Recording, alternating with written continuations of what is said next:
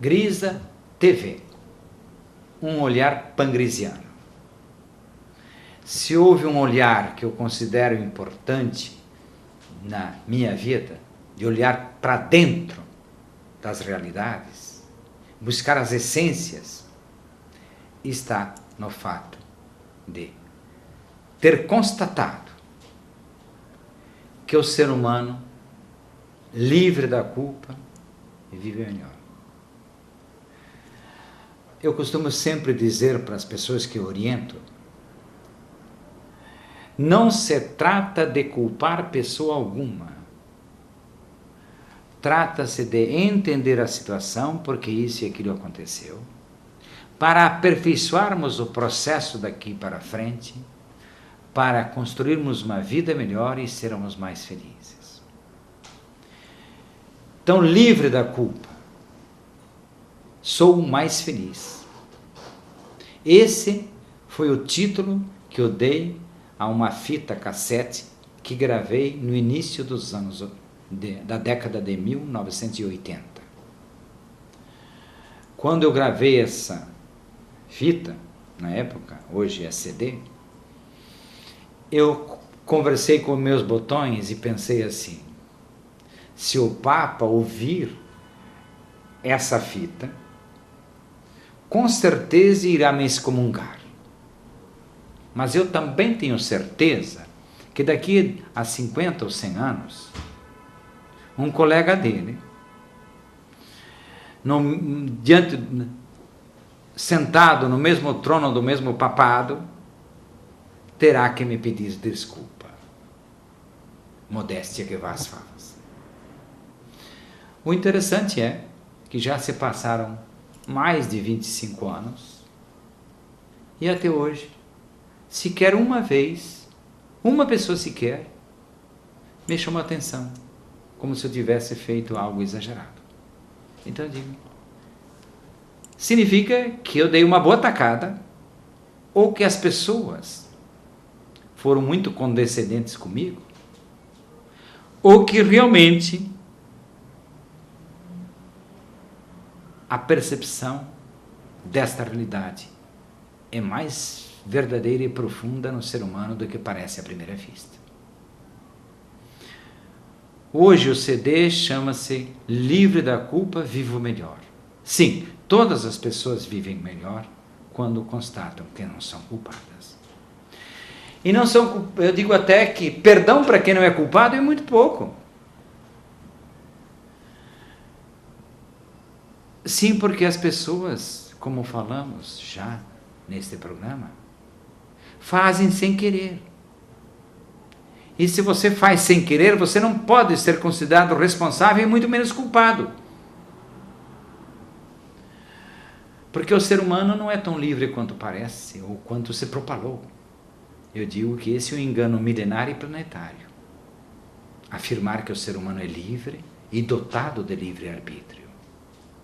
Sim, o ser humano tem possibilidade e capacidade para desenvolver e conquistar a sua liberdade verdadeira. E poder escolher com clareza, exercendo o seu livre-arbítrio entre isso e aquilo.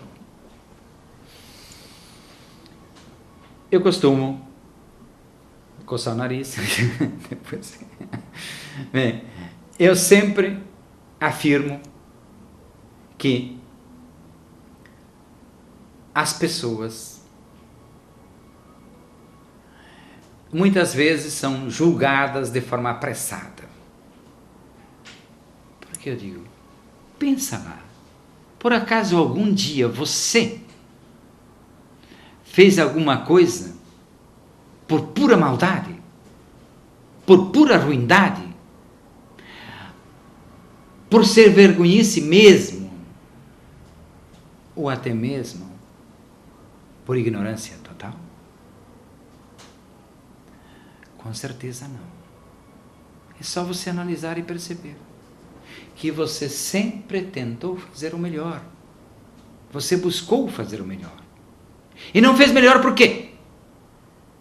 Não fez melhor porque não sabia ou não podia fazê-lo. Porque você, eu e todos nós sempre e somente fizemos o melhor que sabíamos fazer e o melhor que podíamos fazer. E se não fizemos melhor, é porque não sabíamos fazer melhor do que fizemos, ou porque não podíamos fazer melhor.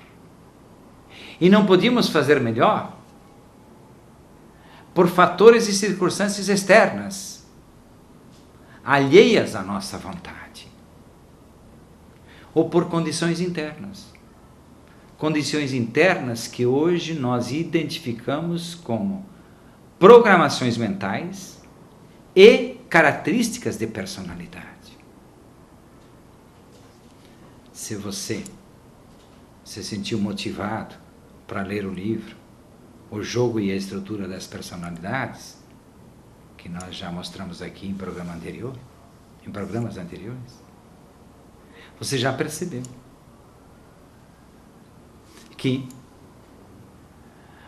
o ser humano tem características de personalidade diferentes. Um idealista jamais terá as condições interiores de um pragmático. E uma mulher idealista esperada menino jamais terá as condições interiores de uma mulher que foi esperada menina. São personalidades muito distintas.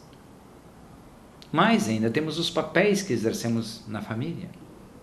Então, nós somos levados a ter determinada atitude, ter determinadas reações, ter determinados comportamentos, levados pelo automatismo mecânico do subconsciente, de acordo com como ele foi programado. E foi programado pelos acontecimentos da nossa vida, desde a vida intrauterina, como já falamos, mas programado também pelos acontecimentos da nossa vida, pelas experiências de sucesso e de fracasso. E com isso tudo fomos desenvolvendo características de personalidade. Então, preste atenção, observe, analise você mesmo, mas observe os outros também. E tenha paciência, não queira logo julgar os outros que estão errados. Veja por que será que a pessoa está tendo essa atitude, está tendo essa reação, está tendo esse comportamento. Por que ela é assim? Nós normalmente não paramos para pensar assim. Nós temos pressa para julgar e condenar. Por quê? Porque ninguém aceita ser inferior ao outro. Então se você não aprende a conquistar, a ser mais capaz, você tem a tendência de querer passar rasteira nos outros. Eu costumo dizer que o invejoso é sempre aquele que não é competente. Quem não tem competência tem ciúme, inveja e companhia. Como a pessoa incompetente não se sente capaz de chegar no estágio superior que a outra pessoa está, ele tenta derrubá-lo pela inveja, pela sacanagem, para que o outro se torne pelo menos do meu tamanho. Então, vamos perceber que a culpa não é tão real quanto você falou. Mas a culpa não tem nada a ver com Deus. Meter o Deus nessa história. Meter o Criador do Universo nessa história, eu já disse para o Criador do Universo. Um dia, os seres humanos te apelidaram. E depois, ainda te caluniaram. Porque a culpa surge na história da espécie humana como um instrumento para manter a organização social, porque não se conhecia um melhor. Então, a culpa, culpar o outro, até prometer castigo, ou dar castigo, tudo isso já serviu para manter uma organização social um pouco mais adequada de acordo com a percepção de quem comandava o processo. Mas, eu digo, se fez isso como se faz o domar os bichos. Eu falei que o ser humano precisa ser domesticado. Não falei que a criança e o adolescente tem que ser domado, como era domado o cavalo antigamente. Eu lembro da minha infância, quando o domador de cavalos passava na frente de casa levantando poeira na rua, que não era calçada nem asfaltada. Levantava pó, levantava poeira, quando dizia. E lá vai o cara domando o cavalo. Então eu digo, também enfiava as esporas na barriga do cavalo, coitado. Mas hoje nós sabemos que podemos domesticar cavalos com mais carinho e atenção, como já passou um programa dias atrás numa das televisões.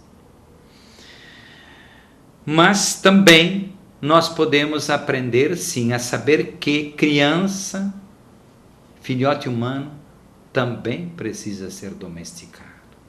Mas pode ser domesticado sem precisar domá-lo. Mas tem que ensiná-lo a aprender disciplina, organização, trabalho, dedicação, e com esses 4 elementos conquistar a competência.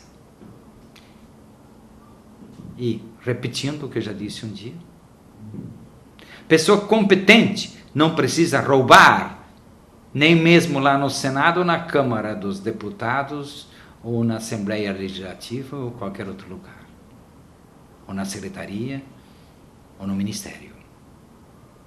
Pessoa competente não precisa roubar, e muito menos pedir esmola. Nós temos que ensinar as pessoas a pescar, para que não precise pedir esmola.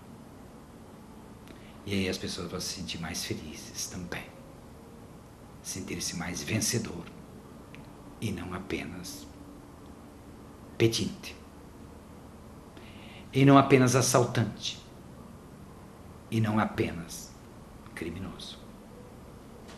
Ninguém mata por coragem, só mata por medo.